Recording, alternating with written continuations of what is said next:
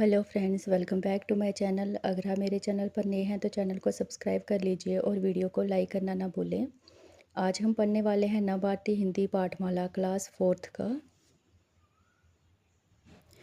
First chapter जो है सवेरा जी। ये कविता है। ये कविता श्री प्रसाद जी ने लिखी है, श्री प्रसाद जी द्वारा लिखी गई है, जिसमें उन्होंने सुबह के सौंदर्य और आलस्य को त्याग कर काम पर लगने की प्रेरणा दी है। तो चलिए कविता को शुरू करते हैं। सूरज की किरणें आती हैं, सारी कलियां खिल जाती हैं, अंधकार सब खो जाता है, सब जग सुंदर हो जाता है। कवि बताते हैं कि जब सूरज की किरणें आती है तो कलियां खिल उठती हैं और चारों ओर फैला अंधकार समाप्त हो जाता है। सुबह होते ही पूरी दुनिया सुंदर लगने लगती हैं। चिड़ियाँ गाती है, मिलजुल कर बहते हैं उनके मीठे स्वर, ठंडी ठंडी हवा सुहानी चलती है जैसे मस्तानी। पक्षी मिलकर मधुर स्वर में चहकाने लगते हैं और ठंडी ठंडी सुहानी हवा जो है वह चलने लगती है, जो मन को ताजगी से भर देती है। नई ताजगी, नई कहानी, नया जोश पाते हैं प्राणी, खो देता है आलस सारा और काम लगता है प्यारा। सुबह हर प्राणी में एक नया जोश और नई कहानी लेकर आती है। लोग अपना सारा आलस जो है छोड़कर अपने अपने कामों में लग जाते हैं। सुबह भली लगती है उनको, मेहनत प्यारी लगती जिनको। अगर सुबह भी आलस जाए तो क्या जग सुंदर हो पाए। कवि कहते हैं कि नई सुबह उन्हीं को अच्छी लगती है जिन्हें मेहनत प्यारी लगती है। यदि सुबह भी आलस से भर जाए तो ये संसार इतना सुंदर कभी नहीं दिखाई देगा। तो ये थी आपकी कविता सवेरे, जिसमें ये बताया गया है कि सवेरे की ताजगी जो है वो जीवन में जोश और खुशियाँ लेकर आती है। तो चलिए अब हम इस कविता के क्वेश्चन आंसर और एक्सरसाइज कर लेते हैं। फर्स्ट पार्ट में आपकी दी गई पंक्तियों पूरी कीजिए। ये आपकी पंक्तियाँ दी गई हैं और ये पंक्तियाँ आपके बुक में ही लिखी गई हैं, वहीं से आपने फिल करनी है।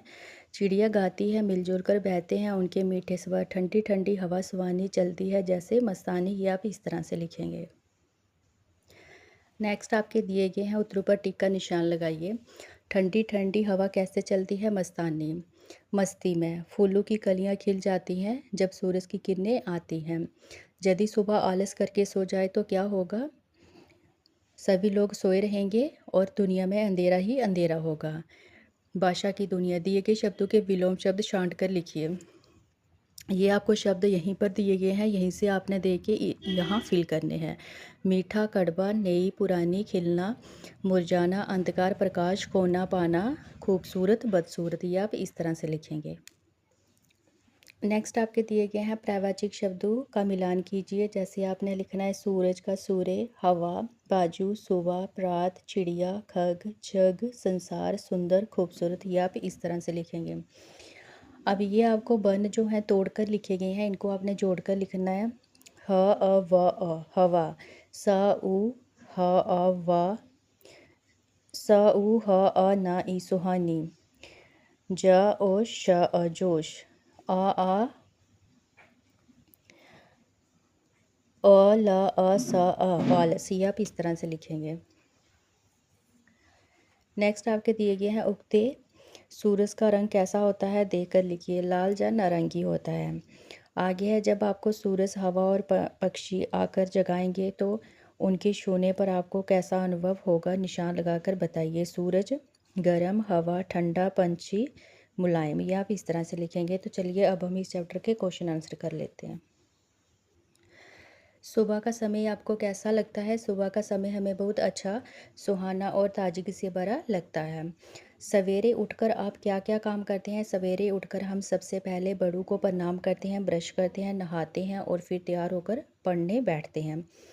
उगते हुए सूरज को देखकर आपको कैसा महसूस होता है? उगते हुए सूरज को देखकर हमारे अंदर नया जोश और उत्साह भर जाता है।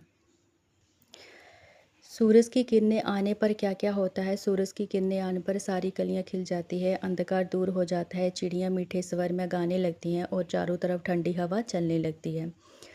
इस कविता से क्या सीख मिलती है? इस कविता से हमें ये सीख मिलती है कि हमें आलस छोड़कर सुबह जल्दी उठना चाहिए और मेहनत व नए उत्साह के साथ अपने काम करने चाहिए। पाठ के आगे, पाठ से आगे आसपास ये आपका एक प्रश्न दिया गया है। सुबह और शाम के समय में आपको क्या-क्या अंतर दिखाई देता है? सुबह के समय सूरज आता है और चारों तरफ रोशनी व ताज़गी होती है, जबकि शाम के समय सूरज डूबता है, धीरे-धीरे अंधेरा होने लगता है। सुबह लोग अपने काम पर जाते हैं, शाम को सब घर लौटते हैं। ये आप इस तरह से लिखेंगे। तो ये था आपका फर्स्ट चैप्टर सवेरा। उम्मीद है आपको ये चैप्टर अच्छे से समझ आ गया होगा। तो चलिए अब हम मिलते हैं अपनी नेक्स्ट वीडियो में, तब तक के लिए गुड बाय।